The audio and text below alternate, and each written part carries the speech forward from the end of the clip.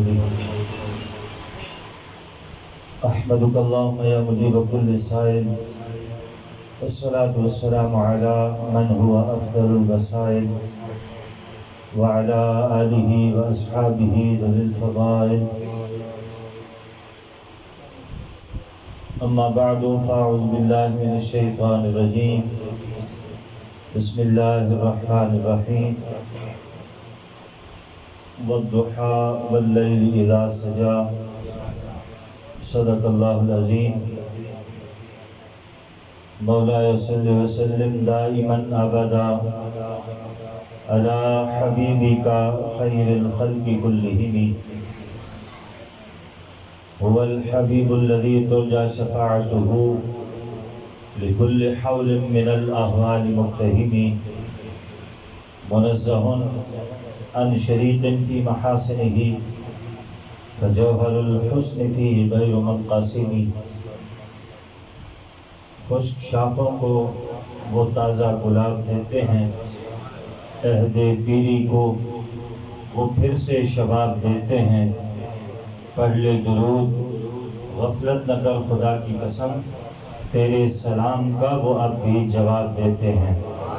الصلاۃ والسلام علیک یا رسول اللہ، الصلاۃ والسلام علیک یا حبیب اللہ، الصلاۃ والسلام علیک یا رحمۃ للعالمین وعلی آلک واصحابک یا خاتم النبیین. خالق کائنات جل جلالہ وعم نوالہ وعظم شانہ واتم برہانہ وجل ذکرہ وعز اسمہ کی حمد و ثنا. اور حضور سرور کائنات، مفخر موجودات، زینت بزم کائنات، دستگیر جہاں، غم گسار زماں، سید سربراں، حامی بے کساں، قائد المرسلین، خاتم النبیین، احمد مجتبیٰ جناب محمد مصطفیٰ صلی اللہ تعالی علیہ وآلہ واصحابہ وبارک وسلم کے دربار گوہربار میں ہدیہ درود و سلام عرض کرنے کے بعد، نہایت واجب الاحترام علماء کرام،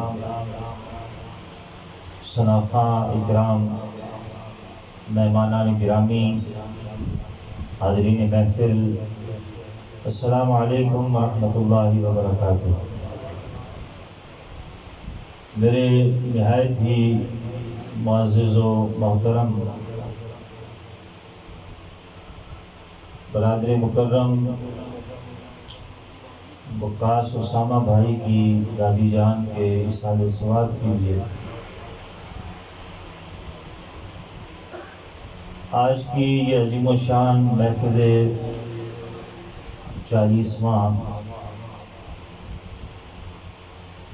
انعقاد پذیر ہے. رب ذوالجلال ان کے درجات میں مزید بلندیاں عطا فرمائے.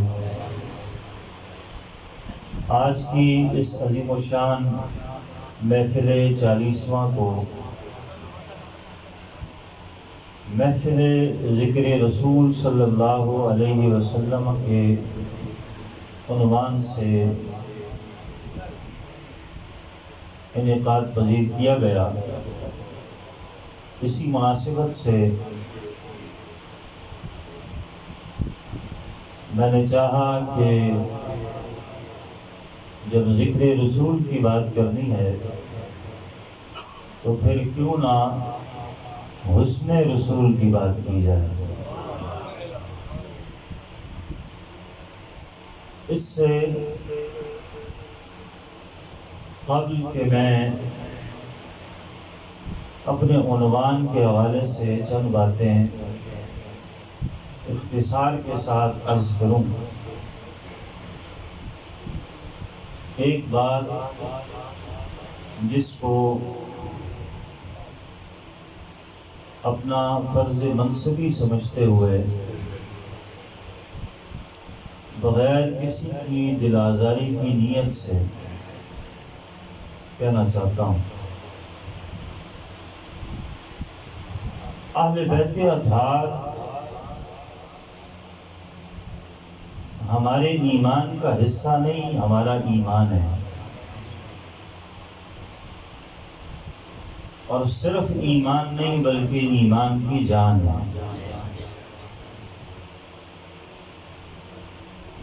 لیکن بدقسمتی سے ہم جس زمانے میں جی رہے ہیں، ہمارے ہاں بہت سی بدمزگیاں پیدا ہو چکی ہیں۔ یاد رکھیں، ہمارے لیے سب سے پہلے نظریہ اہل سنت ہے، اور نظریات اہل سنت ہے۔ اگر کوئی نظریہ اہل سنت کو داغدار کر کے کسی شخصیت کا ذکر کرتا ہے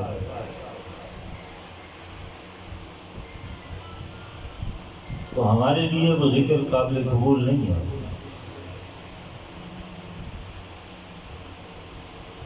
ابھی بڑی خوبصورت انداز میں اہل بیت اطہار کے مناقب پیش کیے گئے، اللہ تعالیٰ انہیں قبول فرمائے، لیکن ان سے قبل ایک بات کی گئی جو بات مجھے گراں گزری۔ ہم اہل سنت ہیں،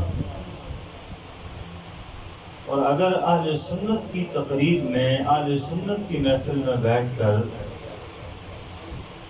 کوئی بندہ یہ کہے کہ کیونکہ چہلم کے دن قریب ہیں یا چہلم کے دن چل رہے ہیں،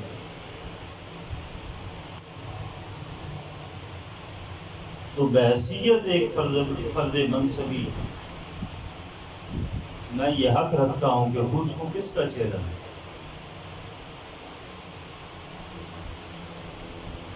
بات سمجھ آ رہی ہے؟ حضرات علماء کرام بھی تشریف فرمائیں، اگر میں غلطی پر ہوں تو یہ میری اصلاح کر سکتے ہیں۔ کس کا چہلم ہے؟ تو دوسروں کے ناموں کو ان سے متاثر ہونے کی ضرورت نہیں ہے ہمیں۔ متاثر وہ ہوتے ہیں جن کے اپنے کھانے میں کوئی چیز نہ ہو۔ اہل سنت اللہ کے فضل سے وہ مذہب مہذب ہے کہ جسے کسی دوسرے کی طرف دیکھنے کی ضرورت نہیں ہے۔ کس چیز کی ہمارے پاس کمی ہے کہ ہمیں کسی اور سے نام ادھار لینے پڑے کہ جناب آپ دیجئے، آپ کے نام ہم رکھ کے پھر اہل بیت اطہار کا ذکر کریں گے۔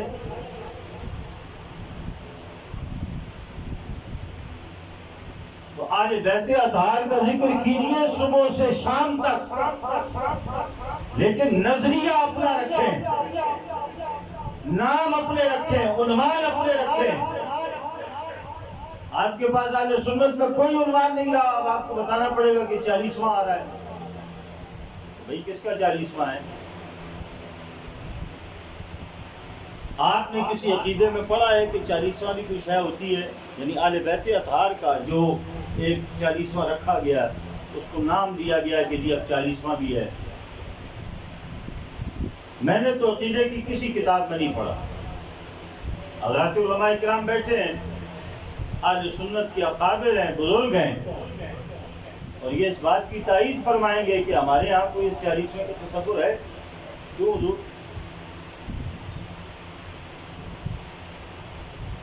اس لیے نظریات اہل سنت کے، عقائد اہل سنت کے، نام اہل سنت کے، اور یہ بات میں کیوں کہہ رہا ہوں؟ اہل سنت ہونا بڑا ضروری ہے، اور اگر آپ اہل سنت کے نام سے، نظریات سے، عقائد سے ہٹ کر کرتے ہیں کوئی بات، تو پھر آپ ہمارے لیے سند نہیں ہیں، آپ ہمارے لیے قابل قبول نہیں ہیں۔ حضرت مجدد الفسانی رحمہ اللہ تعالی، آپ مکتوبات شریف کے اندر اپنے پیر خانے پیر صاحب کے حوالے سے فرماتے ہیں، آپ فرماتے ہیں کہ وہ فرماتے تھے کہ اگر دنیا کی ساری اچھائیاں تم میرے سپرد کر دو، میرے ذمہ لگا دو، مجھ سے منسوب کر دو کہ فلاں پیر صاحب بڑے نیک ہیں، متقی ہیں، پرہیزگار ہیں، زہد و تقوی کی انتہا ہوتی ہے ان پر،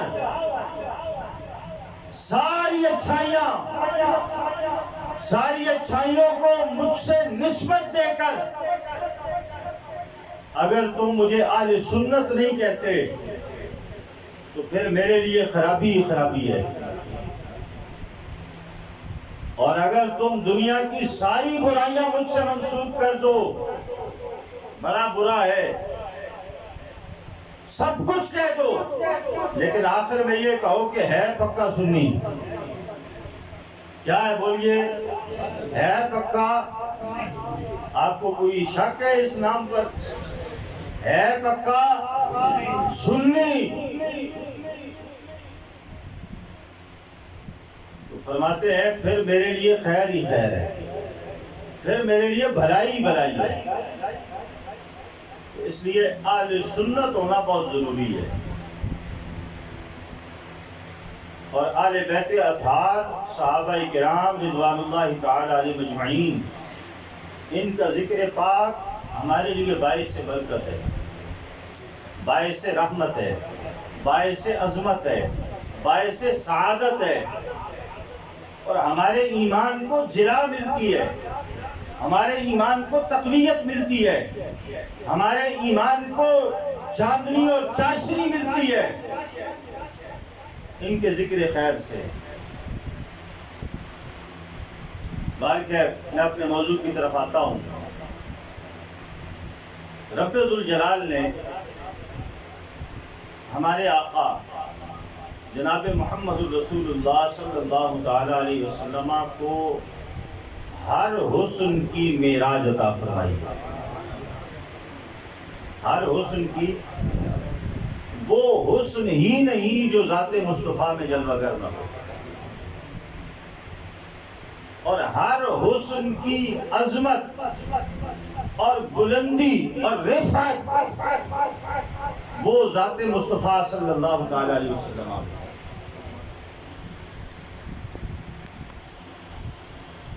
سرکار دو عالم نور مجسم شفیع معظم صلی اللہ تعالی علیہ وسلم، اللہ نے آپ کو صرف حسن ظاہری نہیں عطا فرمایا، بلکہ آپ کے اعضاء کو حسن کے ساتھ ساتھ معنوی حسن بھی عطا فرمایا ہے۔ کہنے کا مطلب یہ ہے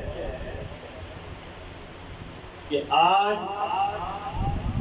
کچھ لوگ یہ کہتے ہیں کہ وہ بشریت میں تو ہماری طرح ہی تھے،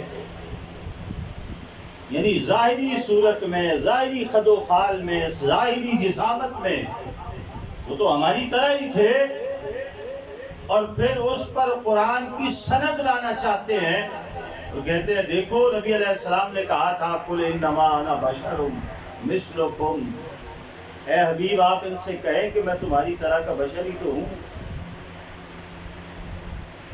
اس پر یہ سند لانا چاہتے ہیں اور بتانا یہ چاہتے ہیں کہ ظاہری خد و خال میں تو ہمارے جیسے ہی تھے۔ تو میں کہتا ہوں کہاں وہ ذات مقدس، اور کہاں تم، اور کہاں میں، اور کہاں ہماری نسبت؟ ارے انہوں نے خود کو بشر کہہ کے بشریت کو عظمت عطا فرمائی ہے، نادان ان کے بشر کہنے سے تو تیری بشریت کو چار چاند لگے، انہوں نے تیری بشریت کو عظمتیں عطا فرمائی ہیں اور تو نے اپنے آپ کو ان سے ملا ڈالا۔ تو نے ان کے ظاہری ہاتھوں کو دیکھا ہے کہ رب نے انہیں 2 ہاتھ عطا کیے، تو اسی میں بھول بیٹھا کہ ان کے بھی تو 2 ہاتھ ہیں اور ہمارے بھی 2 ہاتھ ہیں۔ تیرے 2 ہاتھ ہیں جو پلنگ پہ بیٹھ کے دیوار پہ لگے ہوئے بٹن تک نہیں پہنچتے. اگر تو اے سی آن کرنا چاہے تو تجھے اپنے پلنگ سے اٹھ کر بٹن تک جانا پڑتا ہے. اور میرے محبوب علیہ السلام کے 2 ہاتھ وہ ہیں جو زمین پر ہوں تو جنت میں پہنچ جاتے ہیں. تیرے ہاتھ کہاں اور وہ ہاتھ کہاں؟ صحابہ کہتے ہیں نبی علیہ السلام نماز میں تھے، حالت نماز میں نبی علیہ السلام نے ایک قدم اپنا آگے بڑھایا اور بڑھانے کے بعد اپنا ہاتھ فضا میں بلند کیا حالت نماز میں، اور پھر ہاتھ نیچے کر دیا. نماز مکمل ہو گئی تو ہم نے پوچھا یا رسول اللہ صلی اللہ علیہ وسلم آج نماز کا کوئی نیا انداز ہے؟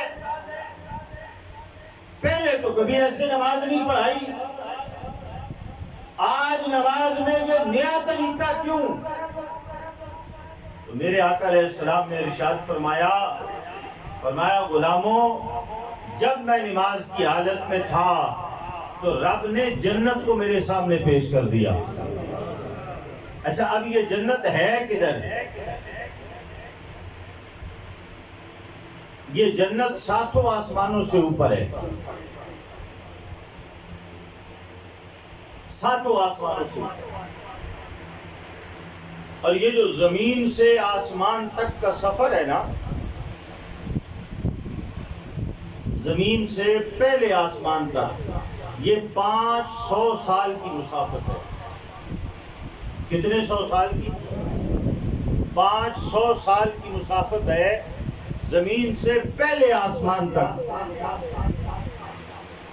اور پھر علماء نے لکھا کہ جو پہلے آسمان کی موٹائی ہے وہ پھر 500 سال کی مسافت کے برابر ہے.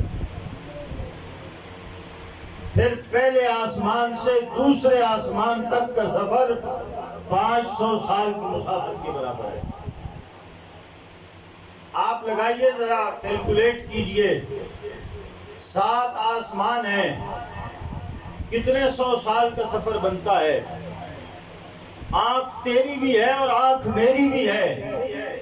میری آنکھ کے سامنے ایک حجاب آ جائے تو میں اس حجاب کے پرے نہیں دیکھ سکتا. میرا نبی وہ ہے جو آسمانوں کے پرے جنت کو دیکھ لیتا ہے. پھر تیری آنکھ کو اور ان کی آنکھ کو کیا نسبت ہے؟ آنکھ ان کی بھی ہے، آنکھ تیری بھی ہے. تیری آنکھ اٹھتی ہے تو حجاب کے پرے نہیں دیکھتی، اور میرے محبوب کی آنکھ اٹھ جائے تو آسمانوں کے پرے جنت بھی دیکھ لیتی ہے. تو فرمایا کہ میرے سامنے جنت کو پیش کیا گیا. تو میرے غلاموں، جنت میں میں نے ایک انگور کا خوشہ دیکھا. انگور کی بیل تھی، انگور کا درخت تھا، اس پر ایک گچھا انگور کا لگا ہوا تھا. تو نبی علیہ السلام فرماتے ہیں میرا جی چاہا کہ میں یہ گچھا انگور کا تمہارے لیے توڑ لوں. وہ جو نماز کے اندر ہاتھ بڑھایا تھا نا آسمان کی طرف، فرمایا میں نے چاہا کہ وہ گچھا انگور کا توڑ لوں تمہارے لیے. پھر اس خیال سے ہاتھ نیچے کر دیا کہ رب نے غیب رکھا ہے تو میں بھی غیب ہی رہنے دوں. لیکن اس ہاتھ کی وسعت کتنی ہے؟ تیرے ہاتھ کی اور میرے ہاتھ کی وسعت یہ ہے کہ بامشکل 1 کلو کوئی شے آتی ہے. کسی کے ہاتھ کی لمبائی اور چوڑائی زیادہ ہو جائے تو 2 کلو آ جائے گی، لیکن محبوب علیہ السلام کی ہاتھ کی وسعت کا عالم یہ ہے. فرمایا غلاموں، اگر میں تمہارے لیے وہ انگور کا گچھا توڑ لیتا تو اس میں وہ تھا کتنا؟ فرمایا وہ تم کھاتے، تمہارے آنے والی اولاد کھاتی، پھر ان کی آنے والی اولاد کھاتی، قیامت تک آنے والے لوگ وہ انگور کا گچھا کھاتے رہتے، لیکن خدا کی قسم ہے وہ گچھا پھر بھی ختم نہ ہوتا۔ تو پھر ان کے ہاتھوں کو اور ہمارے ہاتھوں کو آپس میں کیا نسبت ہے؟ دکھنے میں تو ہاتھ ہے لیکن ہاتھوں کی وسعت بڑی ہے۔ تو اس لیے ہمارے نبی علیہ السلام کو اللہ نے صرف ظاہری حسن نہیں دیا بلکہ آپ کو معنوی حسن کی بھی اعلیٰ مراتب عطا فرمائے۔ علماء چہرے کا حسن بیان کرتے ہیں، آنکھوں کا حسن بیان کرتے ہیں، ہاتھوں کا حسن بیان کرتے ہیں۔ میں آپ کو بتاؤں صحابہ نے میرے محبوب علیہ السلام کے پیروں کا حسن بیان کیا ہے۔ آپ اٹھائیں شمائل کو، شمائل کی کتابوں کو، تو نبی علیہ السلام کے پاؤں مبارک کا حسن، اس کے تذکرے آپ کو ملیں گے۔ صحابہ کہتے ہیں نبی علیہ السلام کے پاؤں وہ ایسے نرم تھے کہ ہم نے ایسی نرمی کسی کی نہیں دیکھی۔ بعض صحابہ نے کہا نبی علیہ السلام کے پیروں کا حسن ایسا تھا کہ ہم نے آج تک ایسے پیر ہی کسی نے نہیں دیکھے۔ آپ اٹھائیں شمائل کی کتابوں کو، صحابی کہتے ہیں نبی علیہ السلام کی جو ایڑی ہے اس پر زیادہ گوشت نہیں تھا، زیادہ گوشت نہیں تھا، کیونکہ ایڑی پر بہت زیادہ گوشت آ جائے نا تو بدنما ہو جاتی ہے۔ اور اللہ نے اپنے محبوب علیہ السلام کے جسم کو حسن کی معراج بنایا، کوئی چیز ایسی رکھی نہیں جو بدنما ہو۔ اور پھر صحابہ کہتے ہیں نبی علیہ السلام کے جو پاؤں مبارک ہیں اس کی ایڑی زمین کو لگتی ہے اور پھر اگلا حصہ زمین کو لگتا ہے، جو درمیان کا حصہ ہے وہ اللہ نے بنایا ایسا ہے کہ وہ زمین کو نہیں لگتا، یعنی پیروں میں اٹھان ایسی رکھی ہے، یعنی پیروں کا حسن بھی باکمال ہے۔ ایک صحابیہ خاتون وہ کہتی ہیں کہ مجھے بڑا شوق تھا نبی علیہ السلام کو دیکھنے کا، تو حج کے موقع پر میں نے ارادہ کیا اپنے والد کے ساتھ حج پر جانے کا۔ تو میں اپنے والد کے ساتھ حج پر گئی، تو کہتی ہیں کہ نبی علیہ السلام اونٹنی پر سوار تھے اور مجھ میں یہ ہمت نہیں ہوئی کہ میں آپ کے چہرے کی طرف دیکھ سکوں، چونکہ نبی علیہ السلام اونٹنی پر تھے، آپ نیچے ہیں، تو کہتی ہے میری ہمت نہیں ہوئی کہ یوں گردن اٹھاؤں، سر اٹھاؤں اور نبی علیہ السلام کے چہرے کی طرف دیکھوں۔ میرے سامنے نبی علیہ السلام کے پاؤں مبارک تھے، کہتی میری نظر محبوب کے پیروں پر پڑی، کہتی ہے پھر میں ان پاؤں ان پیروں کے حسن میں ایسی مستغرق ہو گئی۔ اور یہ ایک ہی روایت ہے جو اس صحابیہ سے ہے، اس کے علاوہ اور کوئی روایت نہیں۔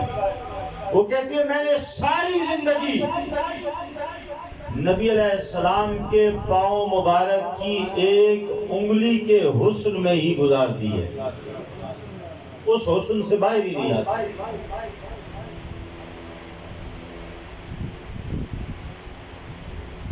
جناب رسالت مآب صلی اللہ تعالی علیہ وسلم اور جناب سیدنا صدیق اکبر رضی اللہ تعالیٰ عنہ، آپ کا ایک جگہ سے گزر ہوا، بھوک کا احساس ہوا، تو نبی علیہ السلام نے پاس ہی میں ایک گھر، وہاں حضرت سیدنا صدیق اکبر رضی اللہ تعالیٰ عنہ کو بھیجا، کہا کہ پتہ کرو کوئی چیز کھانے کے لیے مل جائے، یا دودھ مل جائے یا گوشت مل جائے۔ اور یہ گھر ہے ام معبد کا۔ حضرت سیدنا صدیق اکبر رضی اللہ تعالیٰ عنہ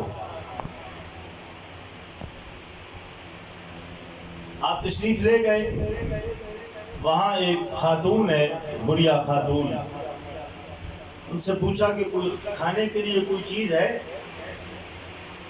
اس نے کہا کہ ہم عرب لوگ ہیں، ویسے تو مہمانوں کی خاطر کرنا ہمارے رواج میں ہے، لیکن ابھی حالات یہ ہیں کہ ہمارے پاس کچھ بھی نہیں ہے۔ تو پاس ہی میں ایک بکری ہے جو بندھی ہوئی ہے اور بڑی لاغر، کمزور، بالکل ہڈیاں نظر آ رہی ہیں۔ نبی علیہ السلام نے اس بکری کی طرف اشارہ کیا، اجازت ہو تو اس بکری کا دودھ نکال لیں۔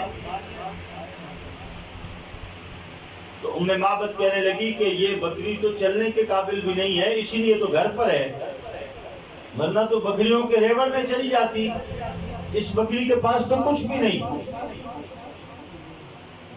محبوب نے کہا کہ تم اجازت دے دو، دودھ ہم اس کا نکال لیں۔ اس نے اجازت دے دی تو نبی علیہ السلام نے اس بکری کے پشت پر ہاتھ رکھا اور برتن منگوایا، اس کے بعد اس کے تھنوں پر ہاتھ رکھا تو دعا پڑی، اے اللہ اس بکری میں برکتیں عطا فرما۔ اور پھر محبوب کی دعا کا اثر تھا کہ برکت ایسی ہوئی کہ وہ جو برتن ام معبد لائی تھی وہ دودھ کا بھر گیا۔ جو بکری دودھ دینے کے قابل ہی نہیں تھی، محبوب علیہ السلام کے ہاتھ لگے تو وہ برتن دودھ سے بھرا،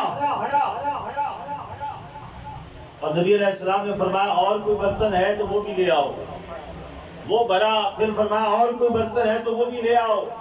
وہ بھر گیا، حتیٰ کہ ام معبد کے گھر کے سارے برتن اس بکری کے دودھ سے بھر گئے، اور آپ نے وہ دودھ پیش کیا ام معبد کو کہ آپ پئیں۔ اس نے کہا کہ یہ دودھ پہلے آپ پئیں، اور بھی مہمان جو دو وہاں آئے ہوئے تھے سب کو دودھ پلایا گیا۔ ام معبد بڑی حیران تھی، آپ کے حسن کے جلوے اور آپ کی ہاتھوں کی برکات اس میں محو ہو گئی۔ نبی علیہ السلام نے دودھ نوش فرمایا اور آپ وہاں سے تشریف لے گئے۔ شام کا وقت ہوا تو ام معبد کا جو گھر والا ہے میاں، وہ بکریاں چرا کے جب واپس آیا تو آتا تو روز ہی تھا، آتے ہی پوچھنے لگا، ام معبد یہ بتاؤ کہ آج ہمارے گھر میں کون آیا تھا؟ آج تو گھر کے رنگ ہی نرالے ہیں، آج تو لگتا ہے کہ انوار التجلیات برس رہے ہیں، آج تو گھر میں خوشبو ہی الگ ہے۔ جب یہ سوال ہوا نا تو ام معبد اس کیفیت سے نکلی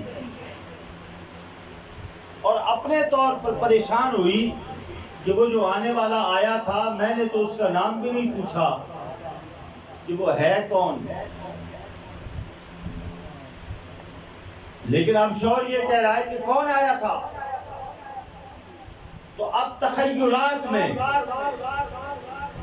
وہ جو حسن کے جلوے تھے، وہ جو ہاتھوں کی برکت تھی، وہ جو دعا کا اثر تھا، وہ جو دودھ کی فراوانی تھی، وہ دیکھتے ہوئے خیالات میں نام سوچا، خود ہی نام پوچھا تو تھا ہی نہیں، نہ پتا تھا، لیکن جو حسن دیکھا تھا اور جو منظر دیکھا تھا اس منظر کو پیش نظر رکھتے ہوئے کہنے لگی مبارک آیا تھا۔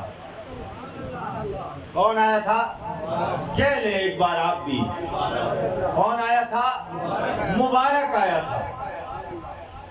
نام تو پتہ ہی نہیں تھا کہ کون ہے، اب خود ہی نام تصور میں، خود ہی تخیلات میں خود ہی بنایا، کہنے لگی مبارک آیا تھا۔ تو شوہر نے کہا کہ یہ مبارک کون ہے، کیسا ہے، کیسا دکھتا ہے؟ یہ دکھتا کیسے ہے؟ حضرت ام معبد کہنے لگی کہ کیا بتاؤں اس کے حسن کے بارے میں، کیا بتاؤں، وہ تو قسیم ہے، ایسا حسن۔ آپ دیکھیں، ہم مشاہدے میں دیکھتے ہیں کہ کوئی بندہ بہت دور ہو نا تو وہ ہمیں بہت حسین لگتا ہے، لیکن جو وہ پاس آتا ہے اور قریب آتا ہے تو قریب آنے کے بعد ہم کہتے ہیں کہ نہیں یار وہ بات نہیں ہے۔ دور سے ٹھیک تھا، حسن تھا، ہمیں اپنی طرف مائل بھی کر رہا تھا، لیکن جو قریب آیا ہے تو قریب سے دیکھنے کے بعد اب وہ بات نہیں ہے، اب وہ مزہ نہیں ہے۔ تو ام معبد کہنے لگی وہ تو ایسا حسین تھا کہ جس وقت وہ دور تھا تو حسین لگتا تھا، جس وقت وہ دور تھا حسین لگتا تھا، لیکن جو وہ قریب آتا گیا اور حسین لگتا گیا، جو قریب آتا گیا اور حسین لگتا گیا۔ ہم بولتے ہیں تو ہماری وفاداری پتہ چلتی ہے، ہم بولتے ہیں تو ہمارا وقار پتہ لگتا ہے۔ کوئی شخص گفتگو کرتا ہے تو ہم کہتے ہیں بڑا پروقار ہے، بڑا باوقار ہے، لیکن ام معبد جو عرب خاتون ہے ان کے پاس تعریف کرنے کے الفاظ بھی بڑے جدا گانا ہے۔ کہنے لگی تمہیں کیا بتاؤں، لوگ بولتے ہیں تو وقار پتہ لگتا ہے، وہ جب خاموش ہوتے ہیں تو ان کا وقار پتہ چلتا ہے، جب وہ چپ ہوتے ہیں تو ان کا وقار، ان کا بھرم وہ واضح ہوتا ہے، اور جب وہ بولتے ہیں تو جی چاہتا ہے کہ یہی بولتے رہیں، یہ بولتے ہیں تو یہی بولتے رہیں۔ وہ بڑا حسین تھا، بڑا جمیل تھا، تعریف کے بہت سارے الفاظ ہیں، لیکن یہ جو کہا نا کہ جب وہ دور تھے تو حسین لگتے تھے، جب وہ پاس آتے گئے تو اور حسین لگتے گئے۔ میں اس کو اس انداز میں بیان کرنا چاہتا ہوں کہ ایک دوری اور قریب قربت وہ ہے جو زمانے کے لحاظ سے ہوتی ہے، یعنی ظاہری، کہ ایک چیز ابھی ہم سے دور ہے، تھوڑی دیر بعد ہم سے قریب ہے۔ ایک قربت اور دوری زمانے کے لحاظ سے بھی ہے۔ ایک وہ زمانہ تھا جب حسن مصطفیٰ موجود تھا، صحابہ کرام آپ کے چہرے بدوحا کو دیکھتے تھے اور دیکھنے کے بعد آپ کے جلووں میں گم ہونے کے بعد آپ کے حسن کو بیان کرتے تھے۔ لیکن خدا کی قسم 1400 سال بلکہ 1500 سال تقریباً بیتنے کو ہے، لیکن زمانہ آج بھی ان کے حسن کے جلووں میں گم ہے۔ جنہوں نے قریب سے دیکھا تھا انہوں نے کہا وَأَحْسَنُ مِنْكَ لَمْ تَرَ قَطُّ عَيْنِي وَأَجْمَلُ مِنْكَ لَمْ تَلِدِ النِّسَاءُ خُلِقْتَ مُبَرًّا مِنْ كُلِّ عَيْبٍ كَأَنَّكَ قَدْ خُلِقْتَ كَمَا تَشَاءُ۔ وہ قریب سے دیکھنے والا حسان وہ کہتا ہے یا رسول اللہ آپ جیسا حسین تو میری آنکھ نے دیکھا ہی نہیں۔ پھر کہتے دیکھتی کیسے، آپ جیسا حسین تو کسی ماں نے جنا ہی نہیں۔ یا رسول اللہ اللہ نے آپ کو ہر عیب سے پاک پیدا کیا، اور پھر آخری شعر میں تو انتہا کر دی۔ کہنے لگے محبوب آپ کو آپ کے رب نے ایسا بنایا ہے جیسا آپ خود چاہتے تھے۔ یہ وہ ہیں جنہوں نے آنکھوں سے دیکھا تھا، جنہوں نے آنکھ سے دیکھا انہوں نے حسن مصطفیٰ بیان کیا، اور زمانے گزرنے کے بعد پھر جس وقت پیر میر علی شاہ سرکار رحمۃ اللہ علیہ نے دیکھا تو اگرچہ زمانے بہت سارے گزر گئے، زمانے کا فرق ہے، الفاظوں کا فرق ہے، لیکن لہجے کا فرق نہیں ہے، انداز کا فرق نہیں ہے۔ انہوں نے کہا تھا کہ آپ جیسا حسین دیکھا ہی نہیں۔ پیر میر علی شاہ سرکار رحمۃ اللہ علیہ کہنے لگے مکھ چند بدر شاہ شانی ہے، متھے چمکتی لاٹ نورانی ہے۔ انداز وہی ہے، جس نے بھی دیکھا حسن بیان کیا، جس نے بھی دیکھا حسن کے جلووں میں گم ہو گیا۔ رب نے میرے محبوب کو جو جلوے اور جو شانیں عطا فرمائی ہیں، اللہ کے سارے نبی خوبصورت ہیں، اللہ کے سارے نبی حسین ہیں، لیکن جہاں سب کے حسنوں کی انتہا ہوتی ہے وہاں سے جناب محمد رسول اللہ کے حسن کی ابتدا ہوتی ہے۔ بات کو اختتام کی طرف لا رہا ہوں۔ وہ حسین نبی جس کے حسن کے جلووں میں آج بھی کائنات گم ہے، کیا ہمیں اس حسین نبی سے محبت نہیں کرنی چاہیے؟ کیا ہمیں اس حسین نبی کے جلووں میں گم نہیں ہونا چاہیے؟ ہونا چاہیے نا۔ اور آپ میں سے ہر شخص کہے گا کہ ہم تو اپنے نبی سے پیار کرتے ہیں، ہم اپنے نبی سے محبت کرتے ہیں۔ تو یارو محبت کا ایک تقاضا یہ ہے کہ محبوب کو جو چیز پسند ہو محب بھی وہی کرتا ہے۔ محبت کی ایک ادا یہ ہوتی ہے کہ جب کسی سے پیار ہو جائے نا تو جس سے پیار ہوا ہے اب اسی کے رنگ میں رنگنے کو جی چاہتا ہے، اب اس جیسا بننے کو جی چاہتا ہے۔ تو اگر ہمیں اپنے نبی علیہ السلام سے پیار ہے تو کیا ہمیں ویسا نہیں بننا چاہیے؟ کیا ہمیں اس رنگ میں نہیں رنگنا چاہیے؟ کیا ہمیں وہ چیزیں پسند نہیں ہونی چاہیے جو ہمارے محبوب کو پسند ہے؟ ہمارے محبوب کو سب سے بڑھ کر پسند کیا ہے؟ میرے محبوب کی سب سے بڑی پسند کیا ہے؟ بولیے، بولیں، ٹھنڈے ہو گئے، کیا پسند ہے؟ نبی علیہ السلام فرماتے ہیں نماز میری آنکھوں کی ٹھنڈک ہے، نماز میری آنکھوں کی ٹھنڈک ہے۔ اور محب تو ہوتا ہی وہ ہے جو محبوب کی آنکھیں ٹھنڈی کرے۔ وہ محبت کا دعویٰ ہی کیا ہے کہ جس میں اپنے محبوب کو بندہ ناراض کر دے، محبوب کو تکلیف پہنچائے۔ ہم ختم چہلم میں بیٹھے ہیں، یہاں تقریباً 40 دن یا کم و بیش ایک جان اس دنیا سے چلی گئی، اور آئے دن ہم اپنے سامنے میتیں دیکھتے ہیں۔ ہم بات ہوتی ہے، ہمیں بھی جانا ہے۔ ایک وقت آئے گا شاید لوگ یوں ہی بیٹھ کر ہمارا تذکرہ کر رہے ہوں کہ فلاں صاحب تھے، آج ان کے اصالے ثواب کے لیے ہم جمع ہیں۔ تو کیوں نہ کریں ایسا کہ اس دن سے پہلے کہ لوگ ہمارے لیے اصالے ثواب کریں، لوگ ہمارے لیے افسوس کرنے آئیں، لوگ ہمیں قرآن خوانیاں کر کے اس کا ثواب بخشیں۔ کیوں نہ ہم اپنی صورت اور اپنی سیرت مصطفیٰ جیسا بنا لیں۔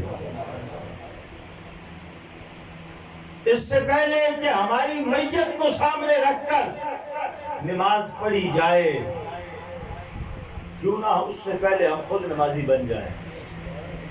کیا خیال ہے آپ حضرات کا؟ یہ دعوت ہے، اور ان تقریروں کا مقصد دعوت ہی ہے، ان پروگرامات کا مقصد ہی دعوت ہے کہ ہم دین کے قریب آ جائیں، ہم دین کو سمجھ لیں، ہم رسول اللہ کی سیرت کو جان لیں۔ ہم دین سے پیار کریں، ہم دین کو اپنائیں۔ تو کیا خیال ہے آپ حضرات کا؟ نماز پڑھیں گے؟ نماز پڑھیں گے بھائی؟ دیکھیں نا، ایک دن ہماری بھی تو پڑھی جانی ہے نا۔ ہماری سے مراد یہ کہ آگے رکھ کے ہم بے سر و سامان پڑے ہوں گے، کسی کو یہ بھی نہیں کہہ سکیں گے سب سیدھی کر لو، کسی کو نہیں کہہ سکیں گے، کسی کو نہیں کہہ سکیں گے کہ 5 بنا لو یا 7 بنا لو، بے سر و سامان پڑے ہوں گے۔ کوئی دائیں کرے گا ہم دائیں ہو جائیں گے، کوئی بائیں کرے گا ہم بائیں ہو جائیں گے، ہمارے جسم پہ مکھی بیٹھ جائے گی، ہم مکھی بھی نہیں اڑا سکیں گے۔ تو اس کیفیت پر آنے سے پہلے میں اکثر کہا کرتا ہوں، وہ جو کفن میں منہ چھپا کے بھی تو رب کے سامنے جانا ہے نا،